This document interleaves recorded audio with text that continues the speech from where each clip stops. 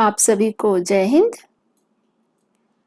आज के पाठ के अंतर्गत हम कविता के बारे में कुछ चर्चा करेंगे। बच्चों, हम सब जानते हैं, पढ़ते आए हैं शुरू से, कविता हमारे लिए कोई नई चीज नहीं है।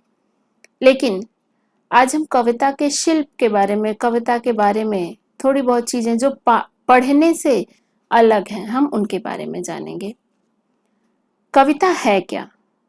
कविता की बहुत सारी परिभाषाएं हम आप पढ़ते आए हैं, कविता के बारे में सुनते आए हैं, लेकिन हम इसे आज अपने स्तर पर अपने साथ रख के इन चीजों को देखेंगे। कविता कहा जाए तो कविता कवि के सौंदर्य अनुभूति की अभिव्यक्ति है। जिस सौंदर्य का अनुभव करता है कवि, जिस व्यथा का अनुभव करता है, अपनी आकांक्षाओं और अपेक्षाओं की, यानी यहाँ पे बहुत सारी चीजें हैं जिनके बारे में हम कह सकते हैं कि उसके अनुभव को शब्दों के रूप में स्पष्ट करता है, वही कविता होती है। वो सौंदर्य हो सकता है, व्यथा हो सकती है, आकांक्षाएं, अपेक्षाएं हो सकती हैं। ये सारे भाव जब शब्दों के रूप में कोई लिखता है तो वो कवि कहा जाता है, और जो रचना उसके सामने आती है उसे हम कविता कहते हैं। कविता की सार्थकता तब होती है जब उसने जिस भाव में जो सोच के लिखा है, हम उसी भाव से उसको पढ़ सकें, उसको महसूस कर सकें, तो कविता का उद्देश्य पूरा होता है। कविता को कई नामों से जाना जाता है, काव्य, कविता या पद्य। ये साहित्य की वह विधा है, साहित्य लिखने का वो तरीका है जिसे कलात्मक रूप से लिखा जाता है, प्रस्तुत किया जाता है, और हम भावुकता के साथ, भावों के साथ उसे पढ़ें। भारत में कविता का इतिहास और इसका दर्शन, इसकी फिलॉसफी बहुत पुरानी है। भरत मुनि से इसका प्रारंभ माना जाता है। भरत मुनि के ग्रंथ में इसका वर्णन मिलता है। थोड़ा सा हम कविता के बारे में संस्कृत साहित्य की तरफ अगर चलते हैं तो संस्कृत साहित्य में काव्य जो था वो साहित्य का एक रूप था, एक नाम था। काव्य, काव्य का मतलब गद्य पद्य दोनों होता था। कविता भी काव्य के अंतर्गत आती थी, और उपन्यास या कहानियां, नाटक जो भी होते थे वो भी काव्य में ही आता था। नाट्य साहित्य, जो गद्य साहित्य, पद्य साहित्य, ये सब काव्य कहे जाते थे। हिंदी साहित्य तक आते आते काव्य शब्द का अर्थ संकुचन होते होते वो सिर्फ कविता के लिए प्रयोग होने लगा। तो कविता का शाब्दिक अर्थ हम जिसे मान सकते हैं कि वो काव्यात्मक रचना या कृति जो छंद, लय और तुकों की श्रृंखला में बांधी जाती है, कि छंद, लय और तुकों के माध्यम से एक बंधन के साथ, शब्दों के साथ उस बंधन को प्रस्तुत करना कविता होती है। आचार्य रामचंद्र शुक्ल के अनुसार कि कविता कुछ और नहीं है, हृदय अपनी मुक्तावस्था में, यानी हृदय जब पूर्ण रूप से किसी रस का अनुभव कर उसे शब्दों के माध्यम से प्रकट करे, तो वही कविता होती है। यानी हमारे हृदय की अनुभूतियां, कोई भी रस, श्रृंगार हो, करुण हो, वीर हो, हास्य हो, ये सारे के सारे कोई सा भी रस जब हम बहुत ज्यादा हमारे अंदर इकट्ठा हो जाए, हम उसे प्रस्तुत करने के लिए शब्दों का सहारा लेते हैं, तो कविता बनती है। मनुष्य की वाणी उस रस को शब्दों के माध्यम से जब वर्णित करती है, प्रस्तुत करती है, तो वो कविता है। लेकिन कविता संवेदना से जब तक नहीं जुड़ती, कविता में संवेदना ना हो, तो ये हम तक पहुंचती नहीं है, हमसे जुड़ नहीं पाती है। संवेदना कविता का एक अत्यावश्यक अंग है बच्चों। कला में यथार्थ हमेशा संवेदना से छनकर आता है। कि कला, यहाँ कला का मतलब कोई सी भी कला हो सकती है, हम यहाँ पे कविता के माध्यम से इसे जोड़ के चलते हैं। कविता भी एक कला है। तो ये यथार्थ हमें तब दिखाती है जब संवेदना से छनकर, संवेदना से प्यूरिफाई होकर आती है, संवेदना से जुड़कर आती है। कि कोई भी कविता हमें यथार्थ तक जोड़ती है, वहां तक पहुंचाती है जब हम उसे संवेदना के स्तर पर, लिखने वाले ने संवेदना से जुड़कर लिखा हो और पढ़ने वाला उसी के साथ उसे पढ़े, तो एक संपूर्ण कला बनती है।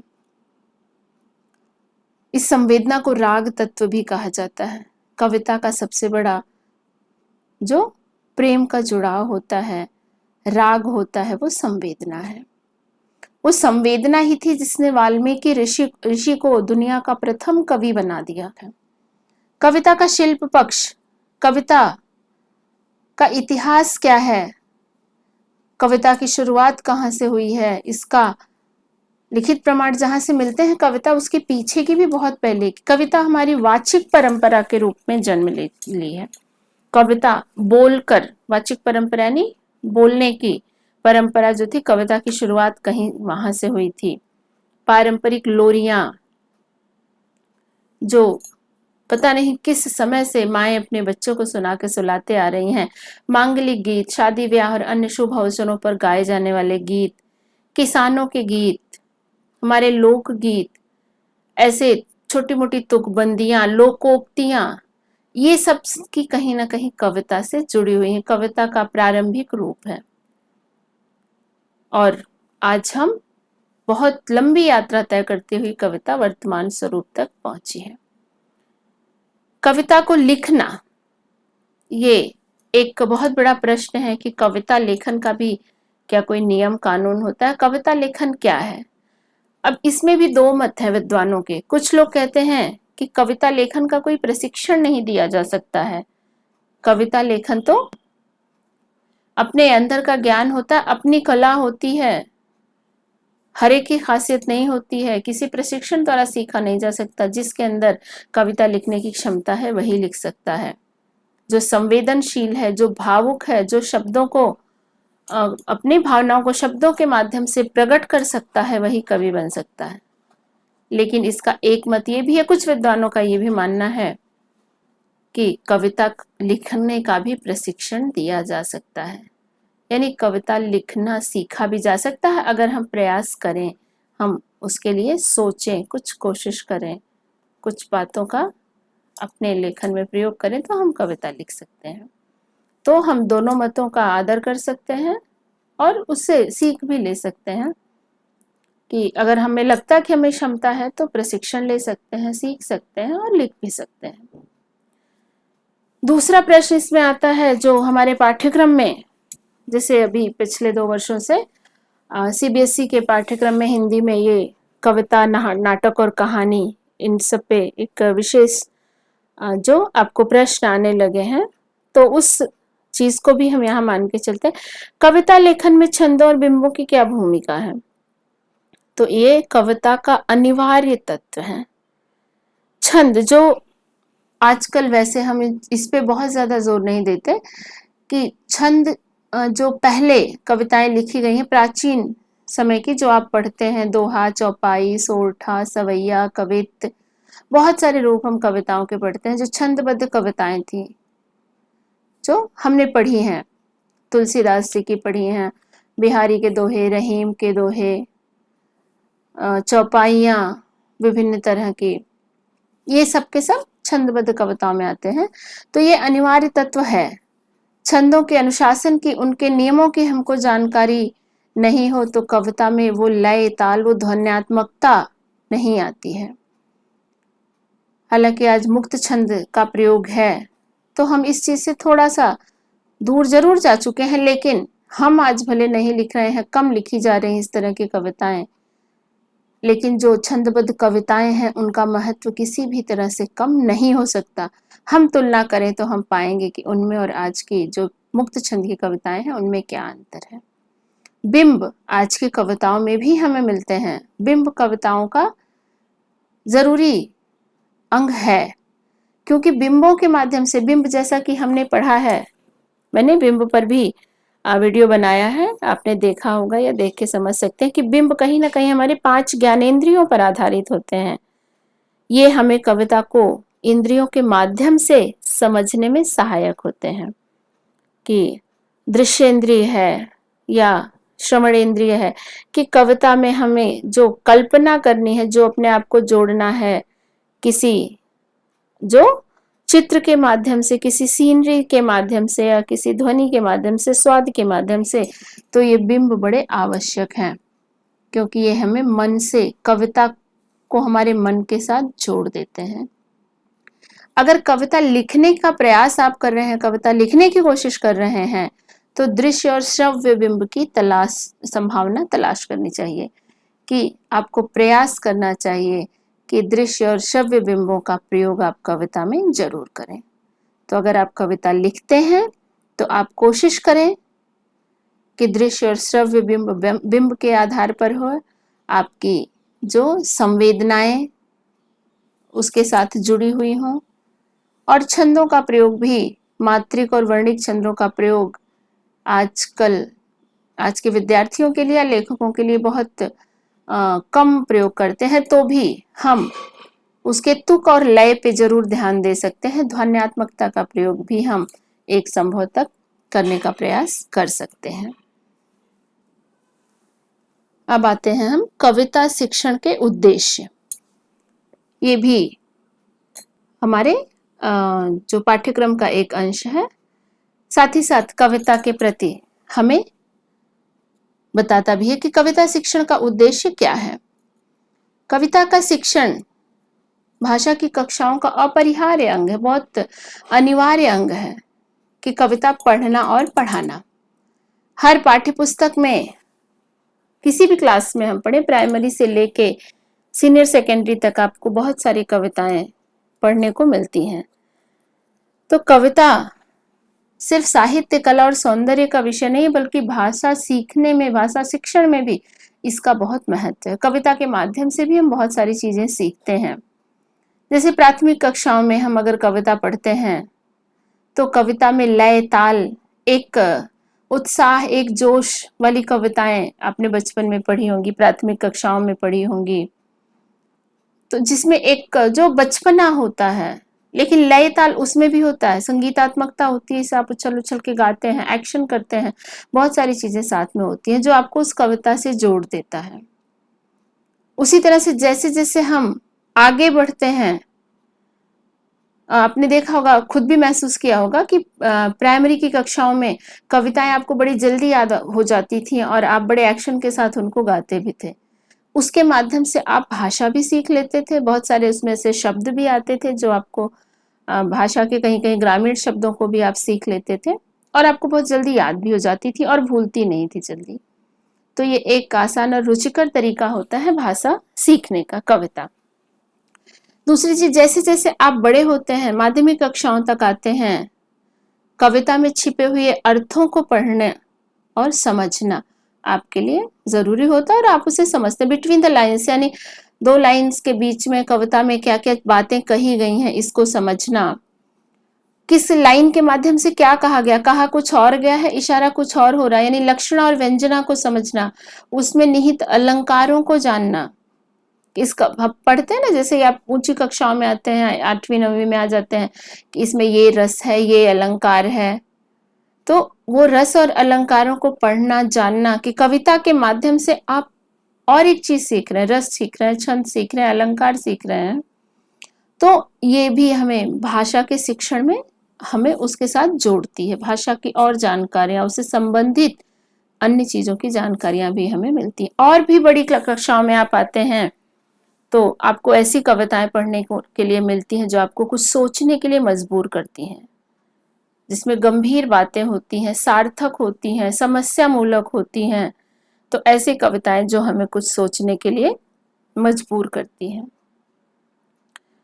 तो ये भाषा तो हमें सिखाती ही है, अलंकार, रस, छंद, बिंब हम सीखते ही हैं कविता के माध्यम से, लेकिन सामाजिक विषमताएं और सामाजिक मुद्दों पर भी हमारी नजर जाती है, हम सोचने की बात करते हैं। जैसे आपने पढ़ी होगी, मैं आपके जो सीबीएसई का सिलेबस है हिंदी का, उसी के कुछ उदाहरण, जैसे वे आंखें कविता आपने पढ़ी, आओ मिलकर बचाएं पढ़ी हो, यह शहर स्वीकारा है जो पूरी तरह से मनोवैज्ञानिक कविता है, या बादल राग जो कविता के माध्यम से क्रांति की प्रेरणा देता हुआ। तो इस तरह की जो कविताएं हम पढ़ते हैं, अवतार सिंह पाश की कविता सबसे खतरनाक, ये सब काव्य के माध्यम से हमें जागरूकता भी ला रही है, हमारे सामाजिक मुद्दों की तरफ भी हमें जागरूक करता है। तो ये कविता शिक्षण का एक उद्देश्य होता है। कविता को पूरी तरह से महसूस करने के लिए, उसे जानने के लिए ये कुछ बिंदु हैं जिन्हें जानना आपके लिए जरूरी है, जिन्हें समझना जरूरी है कि कविता खुद पढ़कर समझी जाए। कोई दूसरा आपको कविता का भाव बताए, अब इसका मतलब ये नहीं है कि क्लास में अध्यापक बताएं तो आप कहने नहीं आपके बताने से हमें नहीं आएगा।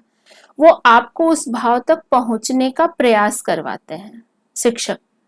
लेकिन कोई आपसे कहे कि आप किसी गाइड से कॉपी करके लिख लीजिए, कहीं नेट से आप लेके लिख लेते हैं, किसी ने बता दिया और आपने लिख लिया, ठीक है आप जरूरत है तो करते हैं, लेकिन कविता को खुद पढ़िए और उसके बाद उसके बारे में आप लिखिए तो आप देखेंगे आपको ज्यादा आनंद आता है, ज्यादा ज्ञान आपको मिलता है। कविता साहित्य की एक विधा है, एक लेखन का एक तरीका है, इसको जानना चाहिए। उसकी शब्दावली और संरचना पर अभी आगे हम बात करेंगे। तो इन चीजों के प्रति भी हमें जागरूक होना चाहिए। कविता की लय और ताल का आनंद उठाना चाहिए। कविता को सिंपली पढ़ लेना, ऐसे ही पढ़ना और कविता को लय के साथ पढ़ना, उसमें कुछ संगीत खोजने का प्रयास करना, ये कविता के प्रति आपके जुड़ाव को बढ़ाता है। कविता में जो भाव निहित हैं उनको अपने परिवेश से जोड़ना, उन भावों के साथ अपना सामंजस्य स्थापित करना, अपना साधारणीकरण करना कि उस कविता से आप जुड़ जाएं। जो भी भाव हो उसे अपने आप से महसूस करने का प्रयास करना। जरूरी नहीं है कि बिल्कुल आप जुड़ ही जाएं, लेकिन प्रयास कर सकते हैं। कुछ भावों से हम परिचित जरूर होते हैं। कल्पना, कविता हमारी कल्पनाशीलता को भी बढ़ाती है, हमें इमेजिन करने के लिए, कल्पना करने के लिए मजबूर करती है।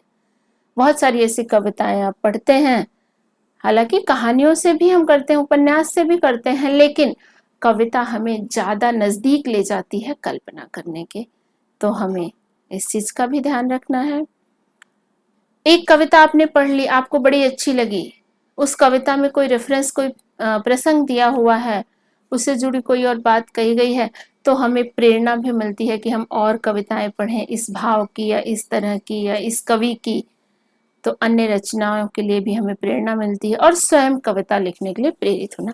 अगर आप उस कविता से या अन्य कविताओं से जो भी आप पढ़ते हैं, आप बहुत ज्यादा जुड़ जाते हैं, आप अपने आप में महसूस करते हैं उन चीजों को, एक नयापन अपने में पाते हैं, आपके भाव जाग जाते हैं, तो खुद भी कविता लिखने के लिए हम प्रेरित हो जाते हैं। और जब कविता लिखने के लिए प्रेरित हो जाते हैं तो आता है कविता लेखन संबंधी ज्ञान। फिर हमें कविता लिखने के लिए किन चीजों की जरूरत होती है? हालांकि ये चीजें ऐसी हैं कि जरूरी नहीं जो आपको बताई जाए आप बिल्कुल उसी के हिसाब से आप कविता लिख सकते हैं।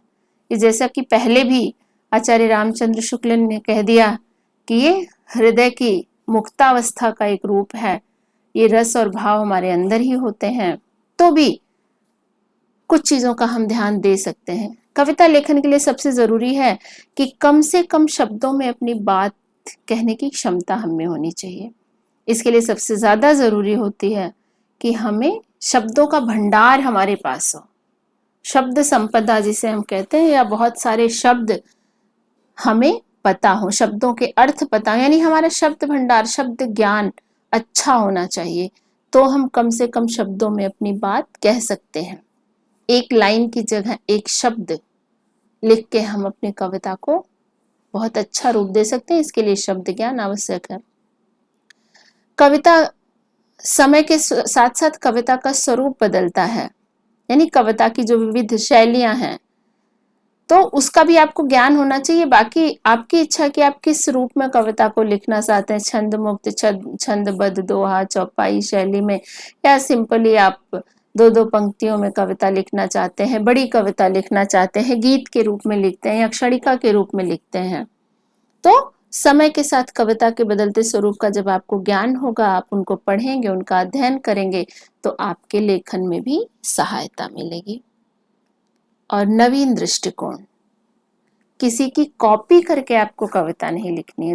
बहुत सारी कविताएं जब आप पढ़ते हैं, एक किसी कवि का आपको दृष्टिकोण अच्छा लग गया, उनका विचार अच्छा लग गया, तो आप सोचते हैं हमें भी इस पे लिखना है, और आप जब लिखते हैं तो कहीं ना कहीं उस चीज को आप कॉपी कर लेते हैं।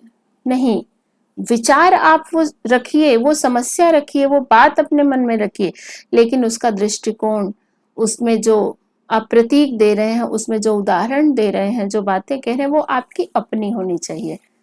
कि जो हमने बहुत तरह की बातें पीछे आपको बताई, छंदबद्ध, छंद मुक्त, गीत, बहुत सारी शैलियां कविता लेखन की हैं। उसमें जो मुख्य मुख्य हैं, इसमें हम थोड़ा सा जान लेंगे कि छंदबद्ध शैलियों में हमारे वर्णिक और मात्रिक छंद आते हैं, जो हमारे भक्ति काल, रीति काल और आधुनिक काल में काफी हद तक लिखे गए हैं, तो जिन्हें आपने पढ़ा भी है। तुलसीदास जी के रूप में सूरदास के, रहीम, कबीरदास जी नहीं, बिहारी, ये सब को हमने जो पढ़ा है, तो ये सब छंदबद्ध में आते हैं। जैसे यहाँ पे एक चौपाई दी गई है मानस की, निज जननी के एक कुमारा, तात तास तुम प्राण आधारा, सौंपे सी मोहि तुम्हि गहि पानी, सब विधि सुखद परम हित जानी। यहाँ कुमारा, अधारा, पानी, जानी, ये न सिर्फ लयात्मक है, ना सिर्फ तुकांत है, बल्कि इनके मात्राएं और वर्ण भी निश्चित हैं। ये इसके बारे में विस्तृत विवेचना इसकी मेरा वीडियो तुलसीदास जी के ऊपर जो है उसमें दिया गया है। तो ये छंदबद्ध में आता है। उसी तरह रहीम जी का दोहा है, जो रहीम उत्तम प्रकृति का कर सकत कुसंग, चंदन विश्व व्यापत नहीं लिपटे रहत भुजंग। कुसंग और भुजंग की लयात्मकता है, तुकांत है, और दोहा की जो शैली, जो निश्चित मात्राएं हैं, वो इसमें है। अब ये गीत का जो गीत शैली जिसे हम कहते हैं, ये दिन जल्दी जल्दी ढलता है, बच्चन जी की कृति है। दिन जल्दी जल्दी ढलता है, हो जाए न पथ में रात कहीं, मंजिल भी तो है दूर नहीं, यह सोच थका दिन का पंथी भी, जल्दी जल्दी चलता है, दिन जल्दी जल्दी ढलता है। एक गीत के रूप में कि 3-4 पंक्तियों के पॉज के बाद फिर पहली लाइन रिपीट होती है, वही तुक, वही लय आता है, तो ये गीत काव्य में हम इसे रखते हैं। अगली मुक्त छंद की कविता निराला जी की, वह तोड़ती पत्थर से, जो मुक्त छंद के लिए बड़े प्रसिद्ध थे निराला जी, उसका एक रूप है। यहाँ पे आप देख रहे होंगे मुक्त छंद, इसमें वर्ण और मात्राओं का कोई बंधन नहीं है, लेकिन धूप, रूप, लू, भू, ये पंक्तियां कहीं कहीं देखिए तुकांत हैं, और इधर छा गई, दोपहर, पत्थर, यहाँ पे वो चीजें एक साथ लगातार नहीं आई हैं। तो ये मुक्त छंद, जिसमें छंदों का कोई बंधन नहीं है, ना मात्रा का, ना वर्ण का, कहीं कहीं तुक मिल रहे हैं, इसलिए इसे तुकांत कहते हैं। अगली अतुकांत पंक्ति, प्राथ नभ था बहुत नीला, शंख जैसे भोर का नभ, राख से लीपा हुआ चौका अभी गीला। कोई तुक नहीं, कोई बराबरी नहीं, कोई समानता नहीं, जैसा कवि को महसूस हुआ उसने लिख दिया, हमने उसे पढ़ा, हमने उसकी भावनाओं को समझा। तो जो हमने पीछे पढ़ा कि उसके लिए छंदों का ज्ञान, छंदों को जानना भी जरूरी है, तो यहाँ पे छंद तो नहीं है लेकिन बिंब है। तो कविता लेखन के लिए जो हमने ऊपर पढ़ा कि छंद और बिंब की आवश्यक भूमिका होती है, आज की बदलती कविता लेखन की शैली में छंद थोड़े से हमने उन्हें छोड़ दिया है, उनका हम प्रयोग नहीं कर रहे हैं, लेकिन बिंब यहाँ भी महत्वपूर्ण है। इन बिंबों के बिना इस कविता का कोई अस्तित्व नहीं है, या इस कविता को समझने में, इन पंक्तियों को कविता बनाने में बिंब ही सबसे ज्यादा महत्वपूर्ण यहाँ पे है। ये कविता कक्षा 12वीं की उषा का एक अंश है, जिसे आप उषा के वीडियोस में जाके भी समझ सकते हैं कि किस तरह से इसमें बिंब ने इस कविता में जान डाल दी है। तो अब हम देखते हैं इसी तरह से कविता लेखन में जो अत्याधुनिक प्रयोग है आज की, जो बिल्कुल कह सकते हैं हम सबसे ज्यादा या बहुत नई शैलियों में जो हम प्रयोग करते हैं, क्षणिका जिसे कहते हैं, बिल्कुल छोटी कविताएं। जैसा हम हर चीज को शॉर्टकट करने के आदि हो गए हैं, समय की हमारे पास कमी है, हर चीज को हम बहुत टेक्निकली, बहुत शॉर्ट करके, जो 5 दिनों के टेस्ट मैच से हम 2020 पे आ गए हैं, तो ये भी उसी तरह से हम कुछ समझ सकते हैं कि ये भी कविता का 2020 वाला रूप है, जिसे हम क्षणिका कहते हैं। छोटी छोटी कविताएं, कीचड़ उसके पास थी मेरे पास गुलाल, जिसके जो भी पास था उसने दिया उछाल। तो होली का, पूरी होली का वर्णन इतने में हो गया, शामिल हो गया।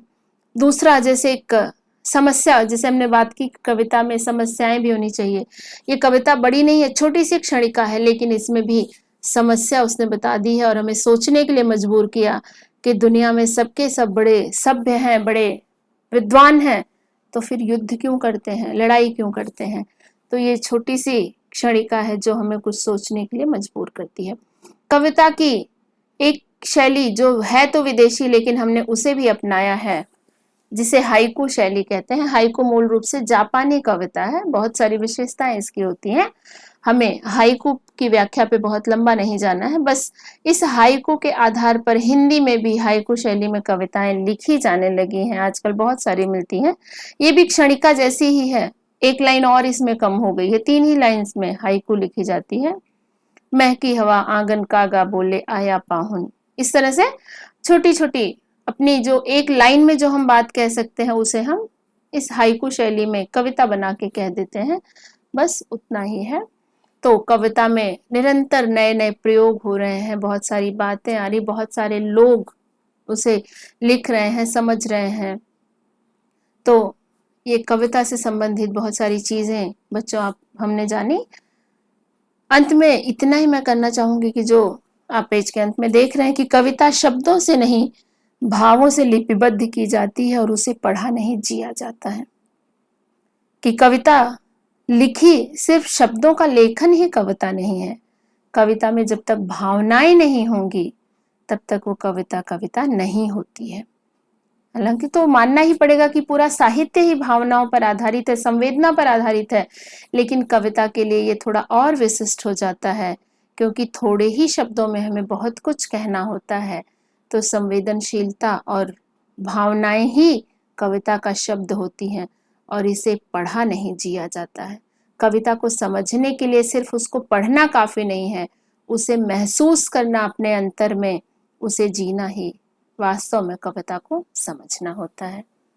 तो निश्चित रूप से आपको कविता के संबंध में ये सारी चीजें जो हमने आज जानी समझ में आ गई होंगी, और कुछ चीजें जो यहाँ पे लिखी हुई हैं, कुछ पंक्तियां, कुछ बातें, कुछ उदाहरण, इनके माध्यम से आप इसे पढ़ सकते हैं और कविता के बारे में आप पूरी तरह से अब उसे लिखने के लिए, समझने के लिए और परीक्षा में आए हुए प्रश्नों को भी कविता के संबंध में हल करने के लिए आप निश्चित रूप से आपकी सभी शंकाओं का समाधान हो चुका होगा। अपने अगले वीडियो के साथ हम फिर मिलेंगे। जय हिंद बच्चों।